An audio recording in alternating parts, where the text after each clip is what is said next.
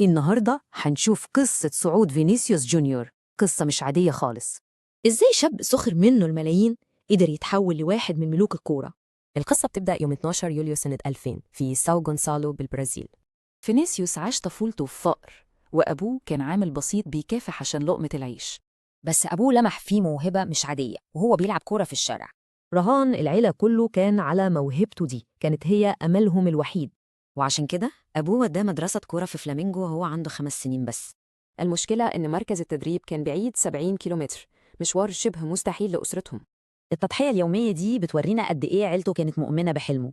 الطريق ما كانش سهل أبداً، كان فيه تحديات وقرارات غيرت مساره خالص. وهو لسه عنده 16 سنة، ريال مدريد دفع فيه 45 مليون يورو.